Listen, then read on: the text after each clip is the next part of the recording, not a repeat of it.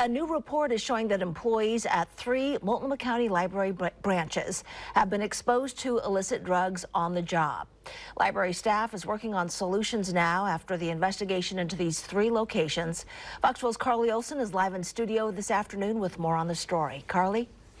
Well, Anna, the report from the CDC involved interviews with staff at the Central, Belmont, and Hollywood Library branches. We visited the sidewalk outside the Central Library today, and no one we spoke to was particularly shocked by that report.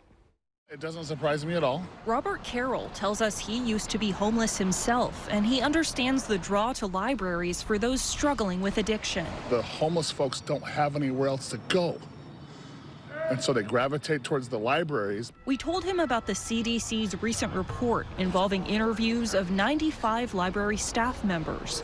34 of those staff members, or 36% of the sample size, reported 1 or more cases where they were exposed to illicit drugs through the air or uncovered skin over the last year. With the current fentanyl epidemic and the opioid epidemic, it doesn't surprise me whatsoever to find out that the library staff is exposed to it. The report also says 68% of the incidents happened near bathrooms, and fentanyl was the most commonly suspected drug involved in those incidents. The report found that a bathroom exhaust fan didn't work in one location, a problem library leadership says they've solved. Director Annie Lewis sent us a statement which read in part, Multnomah County took proactive steps to understand the impact of occupational exposure to illicit drugs due to a lack of existing guidance. I am very hopeful that the research will not only benefit Multnomah County Library as an organization, but also public libraries nationwide. We spoke to many other people outside the library who didn't want to appear on camera, but they recounted various experiences of seeing drug use both inside and directly outside.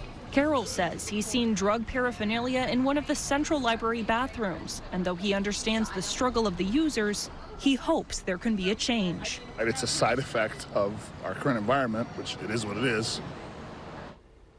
The CDC's report also said half of the staff members who were exposed to illicit drugs reported symptoms that they believed were the result of the exposure, such as headaches, but they didn't find any symptoms that are associated with severe opioid toxicity. Reporting live in studio, Carly Olson, Fox 12 Oregon. Thank you, Carly.